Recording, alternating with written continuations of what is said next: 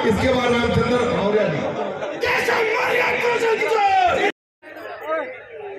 बस कन्हैयालाल मौर्य जी, पप्पू मौर्य जी, गौरव मौर्य जी, चंद्रशेखर मौर्य जी, राम प्रकाश मौर्य जी, नीरज मोहनी जी, सैनी जी, अरविंद मौर्य जी, अमरीश मौर्य जी, सुमित मौर्य जी और विनय श्रीवास्तव जी।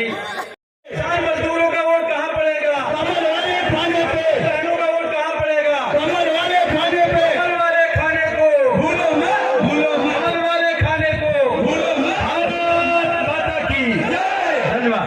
इसमें भाजपा की सरकार, योगी जी की सरकार देने का काम करेगी। आपको राशन डबल मिल रहा है।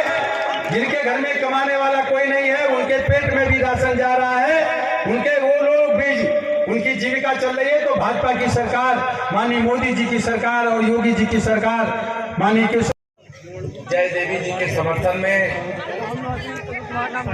मैं आप सबके बीच में उधर जाओगे तो प्रॉब्लम कमल का फूल खिलाने की अपील करने के लिए आया हूं। लेकिन यहाँ कह करके मैं जा रहा हूं कि यहाँ जय देवी जी प्रत्याशी नहीं है, यहाँ भारतीय जनता पार्टी प्रत्याशी है, कमल का फूल प्रत्याशी है और केशव प्रसाद मौर्य प्रत्याशी है। यह ध्यान रख करके आने वाली 20 तारीख को सबकी नजर इधर है। और मैं जानता हूं कि आपकी नजर भी कमल के फूल की तरफ ही है। ऐसे जय देवी जी के समर्थन में हमारी प्रत्याशी हैं, विधायक हैं। यहाँ पर मैं आया हूं। हमारे मंच पर हमारे मित्र, भारत सरकार में मंत्री श्री कौशल किशोर जी, जो गरीबों के लिए कोई संकोच किए बगैर, जरूरतमंदों के लिए कोई विचार किए बगैर कभी भी कोई विषय लेकर के पहुंच करके उसका समाधान करवाने का लगातार प्रयास करते हैं, ऐसे श्री कौशल किशोर जी। हमारे मंच पर आदरणीय श्री उमाशंकर त्रिपाठी जी, हमारे माल के मंडल अध्यक्ष देवेंद्र सिंह जी, हमारे जिले के अध्यक्ष श्री कृष्ण लोधी जी, हमारे इस विधानसभा के प्रभारी श्री कृष्ण शास्त्री जी, शास्त्री जय गोविंद अवस्थी जी, वीरेंद्र सिंह जी, कुंवर बलबीर सिंह जी, राजा अटारी, भिखारी सिंह जी, रविराज लोधी जी, जितेंद्र अवस्थी जी, दीपक सिंह जी, राम कुमार राही जी और यहाँ राम कुमार जी, मीनू वर्मा जी ब्लॉक प्रमुख प्रतिनिधि, नीतू यादव जी ब्लॉक प्रमुख ककोरी, गंगाराम अंबेडकर जी, मिंटू मौर्य जी, रमेश गौतम जी, विकास किशोर जी, विजय सिंह जी, कमल अवस्थी जी और धीरू मौर्य जी। और यहाँ मंच और मंच के सामने भारी संख्या में मैं देख रहा हूँ, हमारे बहुत बड़ी संख्या में कार्यकर्ता यहाँ पर बैठे। पार्टी के कोई बूथ का दायित्व, कोई शक्ति केंद्र का दायित्व, कोई मंडल और जिले का दायित्व निर्वाह करने वाले साथी बैठे और बड़ी संख्या में मेरे बड़े बुजुर्ग, मेरी माताएं। किया जो 5 साल का कार्यकाल आपने माननीय नरेंद्र मोदी जी के नेतृत्व में केंद्र में सरकार और आदरणीय योगी आदित्यनाथ जी के नेतृत्व में प्रदेश सरकार, यानी डबल इंजन की सरकार, केंद्र में बैठ करके हमने माननीय प्रधानमंत्री जी ने गरीबों के लिए बहुत कुछ करने का प्रयास किया था। लेकिन जब बीच में कोई बैरियर होता है तो गरीब का हक माननीय मोदी जी गरीब तक पहुंचाना चाहते हैं।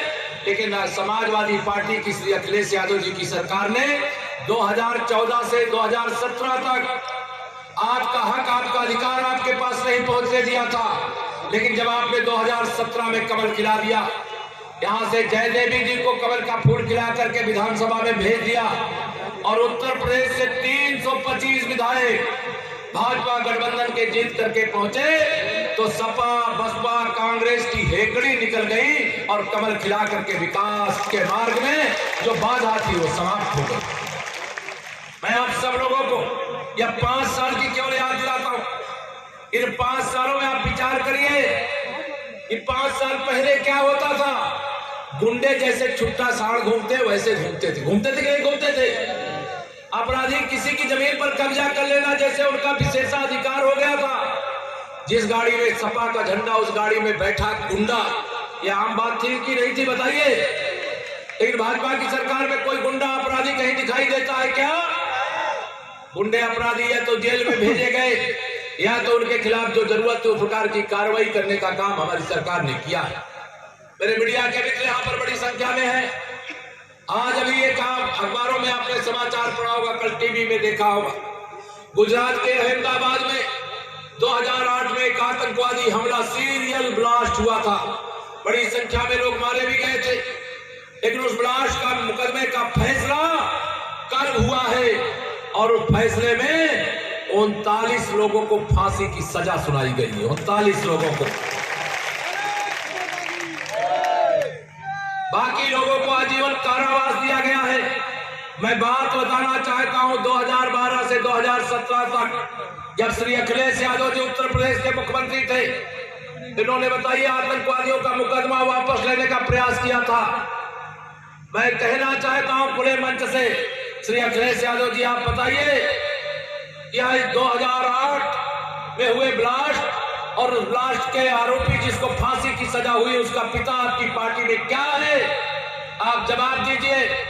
आपने आतंकवादियों का मुकदमा किसके कहने से वापस लेने का काम किया था? ये आतंकवादियों की फैक्ट्री कहां चलती है? इसका जवाब देना पड़ेगा। मैं इसलिए इस विषय को उठाया हूं। हमारी सरकार में हम गुंडों को भी ठीक करने का काम, अपराधियों को भी ठीक करने का काम, दंगाइयों को भी ठीक करने का काम, भ्रष्टाचारियों को भी ठीक करने का काम और देश के दुश्मन आतंकवादियों को भी ठीक करने का काम हमारी सरकार ने देश में भी और प्रदेश में भी किया है कि नहीं किया है? मैं आप सबसे अपील करने के लिए आया हूं।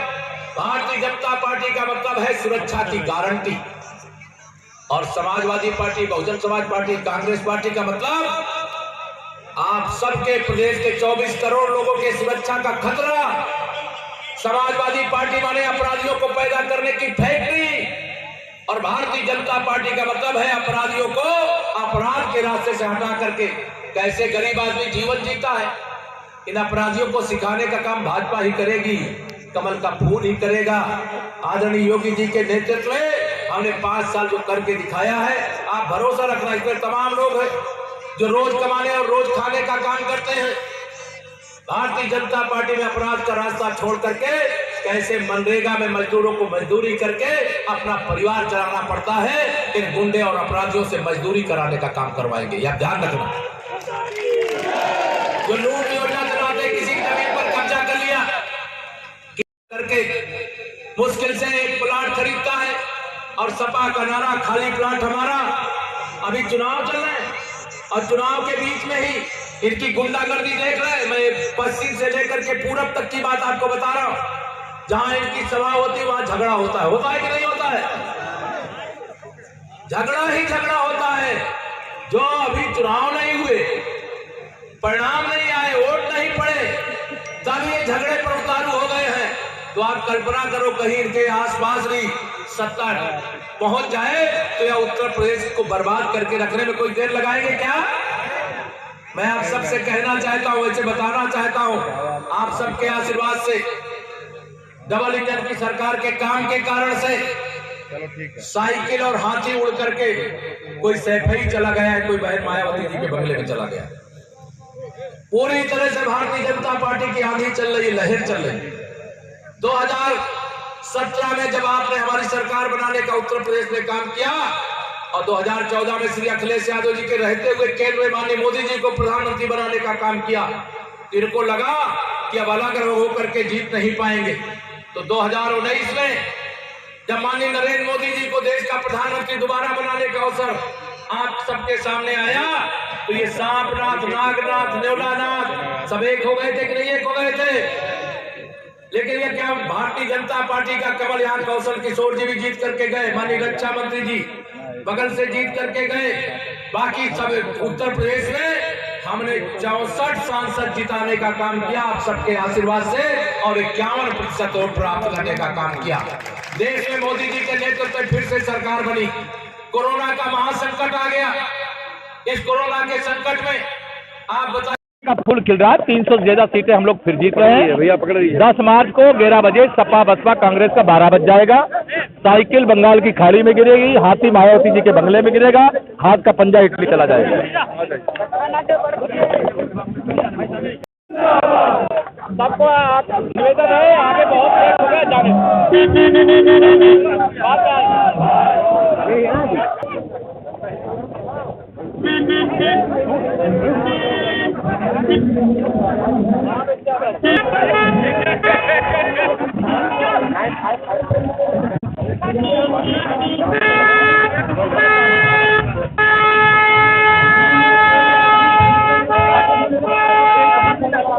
Go,